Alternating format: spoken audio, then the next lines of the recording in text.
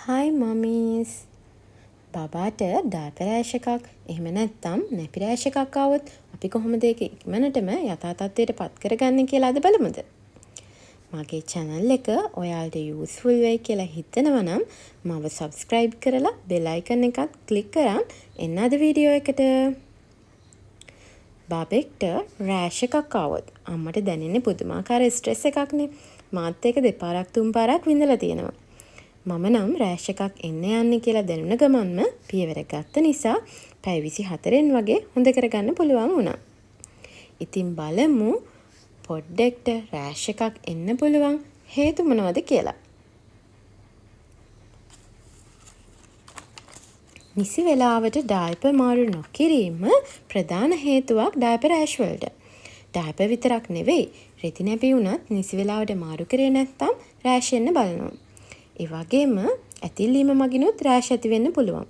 අනවශ්‍ය විදිහට ඩයපර් එක තදට ඇඳවීම, ඒ වගේම පිරිසිදු කිරීමේදී තදින් පිස දැමීම මගින් සමට හානි වෙලා රෑෂ් වැනි තත්ත්ව එන්න පුළුවන්.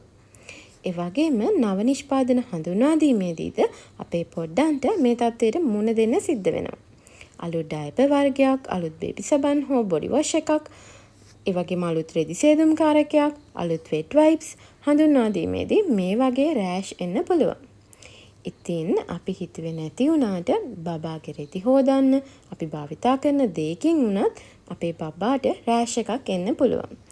ගොඩක් සැර කිමිකල් අඩංගු නැති, ඒ වගේම සැර සුවඳක් නැති නිෂ්පාදන තමයි අපි බබාට භාවිතා කරන්න ඕනේ. ඒ වගේම බැක්ටීරියා හෝ දිලීර ආසාදන නිසා සමේ රෑෂ් වැනි තත්ත්ව එන්න පුළුවන්. නිතරම තෙත්ව තිබීම නිසා දිලීර ආසාදන එන්න පුළුවන්. නව ආහාර හඳුන්වා දීමේදීත් රෑෂ් ඇති වෙන්න පුළුවන්. මගේ බබාට මම මුල්ම වතාවට මාස 10 වගේ ඉස්ස හඳුන්වලා දුන්නා. ඉතින් එක ඉස්සෙක් වගේ තමයි මම කැමට එකතු කරේ. එයා එකෙන් කෑවෙත් හරිම චුට්ටයි. ඒ දවස් 3කින් වගේ මුළු ඇඟේම බිබිලි ඇවිත් එයාට ඩයපර් ඒරියා එකෙත් රෑෂ් වගේ ආවා. මම ඉතින් ඉක්මනටම බබාගේ පීඩීට පෙන්නලා ඒක රිකවර් කරගත්තා. බොහෝ විට මේ තත්ත්වය ඇති වෙන්නේ හිස්ටමින් අධික ආහාර බබාට හඳුන්වා දීමේදී. ඒ වගේම සමේ ඇතිවන සංවේදීකමත් එක හේතුවක්. දැන් අපි බලමු බබයාට ඩයපර් රෑෂ් එකක් ආවොත් මොනවද අපිට ගන්න පුළුවන් පිළියම් කියලා. ප්‍රධාන වශයෙන්ම අපි හරි වෙලාවට ඩයපර් එක මාරු කරන්න ඕනේ. මම නම් සාමාන්‍යයෙන් පැය 3කින් වගේ ඩයපර් එක මාරු කරනවා. ඕවර්නයිට් එකක් පැය 12ක් වගේ පුළුවන් වුණත් උපරිම පැය 8කින් මාරු කරනවා. හැබැයි බබා ස්ටූල් පාස් කරලා තිබුණොත්, ඒ කියන්නේ මල පහ පිට කරලා තිබුණොත් වෙලාව නොබලා එවලෙම මාරු කරනවා. රෙදි නැපියක් වුණත් අපි ඒ වගේ කරන්න ඕනේ. රෙදි නැපි අඳින කෙනෙක් නම් අනිවාර්යෙන් යුරින් පාස් කරන වාරයක් පාසාම ඒක මාරු කරන්න ඕනේ. ඩයපර් එකක් නම් එහෙම ඕනේ නෑ. මොකද ඩයපර් එකකට යුරින් දැම්මහම ඒක ඇතුළට ඇබ්සෝබ් වෙලා මතු පිට ඩ්‍රයි වෙනවා. ඒ නිසා බබාගේ සමට තෙත ගතිය දැනෙන්නේ නෑ. ඩයපර් එකේ ලයින් එකක් තියෙනවනේ. ඩයපර් එක ෆුල් වුණොත් අපිට ඒක බලලා පැය 3ක් ගිහින් නොතිබුණත් මාරු කරන්න වෙනවා. ඉතින් අපි වග බලා ගන්න ඕනේ යුරින් ස්ටූල් බබාගේ සමේ ගැටීම අවම කරන්න. ඒකයි නිසි වෙලාවට ඩයපර් එක හෝ නැපි එක මාරු කරන්නේ.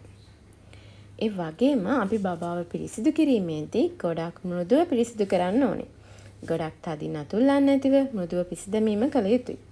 එසේම මෘදු සේදුම් කාරකයක් භාවිත කළ යුතුයි. මම නම් භාවිත කරන්නේ බොඩි වොෂ් එකක්. කෙමිකල් අඩු බේබි සබන් එකක් වුණත් යූස් කරන්න පුළුවන්. ඒත් සෝප් වලට වඩා බොඩි වොෂ් එකක් යූස් කරනවා නම් ගොඩක් හොඳයි. ඒ වගේම බබාගේ රෙදි හොදද්දී වුණත් කෙමිකල් අඩු ලික්විඩ් ඩිටර්ජන්ට් එකක් යූස් කරනවා නම් ගොඩක් හොඳයි. බේබි සබන් කුඩු භාවිතේනොත් රෑෂ් ඇති වෙන්න පුළුවන්. මොකද සබන් කුඩු රෙදි කොතරම් හේදුවත් අසට නොපෙනී රැඳී තියෙන්න පුළුවන්. ඒවා සමේ ගැටීමෙන් සමේ ආසාදන ඇති වෙන්න පුළුවන්.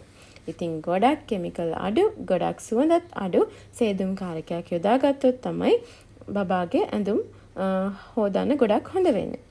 පසුව උණු වතුරෙනුත් හොදලා ඒ වගේ මේවා තදාවු වේලගෙන අයන් කළා තමයි බබාට අඳින්න ඕනේ. ඒ වගේ පුංචි දේවල් වලින් වුණත් බබාගේ සමේ රෑෂ් ඇති වෙන්න පුළුවන්. ඒ නිසා අම්මලා විදිහට අපි ඒ ගැන ගොඩාක් සැලකිලිමත් වෙන්න ඕනේ. ඒ වගේම නිතරම අපි ඩයපර් මාරු කරනකොට සෝදන්නේ නැහනේ. අපි වෙට් වයිප්ස් වගේ දෙයක් තමයි යූස් කරන්නේ. ඉතින් wet wipes ගත්තත් ගොඩක් සැලකිලිමත් වෙන්න ඕනේ chemical අඩු wet wipe එකක් ගන්න. alcohol free සුවඳ නැති water wipe එකක් තමයි අපි ගන්න ඕනේ. මේ තියෙන්නේ මම බබාට use කරන එක Velona bamboo water wipe එක. Velona එකේ වර්ග දෙකක් තියෙනවානේ. එකක් සුවඳ තියෙන එක. ඉතින් ඒක නම් එච්චර හොඳ නැහැ. මම use කරන්නේ මේ alcohol free wipe එක. ඒ වගේම අපිට පුළුවන් පුළුන් බෝල උණු වතුරින් තෙමලා වුණත් බබා පිරිසිදු කරන්න. ඊළඟට අපි බලමු ඩයපර් රෑෂ් එකකට කරන්න පුළුවන් ප්‍රධානම පිළියම මොකක්ද කියලා. ඒ තමයි සින්ක් ඔක්සයිඩ් ඩයපර් ක්‍රීම් එකක් use කරන එක. මේක use කරන්න රෑෂ් එකක් එන්නම ඕනි නෑ. මගේ බබා ඉපදුන දවසේ ඉඳලා ඩයපර්ස් අඳිනවා. මොකද බබා ප්‍රීමැචුවර් නිසා ස්ලීප් සූට් ඇඳුවේ. එයාට මේ පරිසරය ගොඩක් සීතල නිසා. නිසා බබාට ෆුල් ටයිම් ඩයපර්ස් use කරා. බබාගේ PD ඒ නිසා බබාට සතියේදී වගේ ඩයපර් රෑෂ් ක්‍රීම් එකක් ගන්න කියලා කිව්වා. ඉතින් ડોක්ටර් දුන්නේ සුඩෝ ක්‍රීම් කියන එක. මේ වගේ ඒ වගේම ડોක්ටර් එක හරියටම ඇප්ලයි කරන විදිහත් කිව්වා. ඒක ගන්න ඕන ටිකක් ඝන ලේයර් එකක් වගේ. හරියට අපි කේක් එකක් අයිසිං කරනවා වගේ ගොඩක්ම ඝනටත් නෙවෙයි පොඩි ලේයර් එකක් වගේ තියෙන්න ගන්න කියලා තමයි කිව්වේ. මෙහෙම ක්‍රීම් එකක් ගන්නේ බබාගේ ඩයපර් එකයි බබාගේ සමය අතර බැරියර් එකක් හැදිලා යුරින් ස්ටූල් සමය ගැටීම අවම කරන්න. සුඩෝ ක්‍රීම් එක බබාගේ ගන්න ඕනි යුරින් ස්ටූල් රැඳෙන ඒරියා එක කවර් වෙන විදිහට. ඒ වගේම ඩයපර්ස් මාරු කිරීමේදී ක්‍රීම් සියල්ල යවන්න උත්සාහ කරන්න එපා. මෘදුව පිස දමන්න තදින් ඇතිල්ලීම සිදු කරන්නත් එපා. බබාගේ සමට හානි වෙන්න පුළුවන් ඒ තදට ඇතිල්ලීම මගින්. ඒ වගේම බබාගේ රෑෂ් එක සිවියර් කියලා හිතෙනවා නම් හොඳම දේ තමයි බබාගේ පීඩියට්‍රිෂන්ව හරි එහෙම නැත්නම් පීඩියට්‍රික් ඩර්මටොලොජිස්ට් කෙනෙක් හරි channel කරලා බබාව පෙන්නන එක. ඉතින් එහෙම කරොත් අපිට ඉක්මනට ඒ තත්ත්වය රිකවර් කරගන්න පුළුවන්. ඒ වගේම බබාට ඩයපර් ෆ්‍රී ටයිම් එකක් දෙන්න පුළුවන් අපිට. පැය භාගයක් හරි දවසට දෙන්න පුළුවන් නම් ඒක ඇත්තටම ගොඩක් හොඳයි. රෑෂ් එකක් එන්න යන්නේ කියලා දැනන ගමන්ම අපි ඒ සිම්ටම්ස් දැක ගමන්ම ඉක්මනටම පියවර ගත්තොත් ඒ රෑෂ් එක අපිට ඉක්මනටම යථා තත්ත්වයට පත් කරගන්න පුළුවන්. එහෙනම් thanks for watching. අලුත් වීඩියෝ එකකින් ඉක්මනටම එන්නම්. subscribe කරලා තියාගන්න.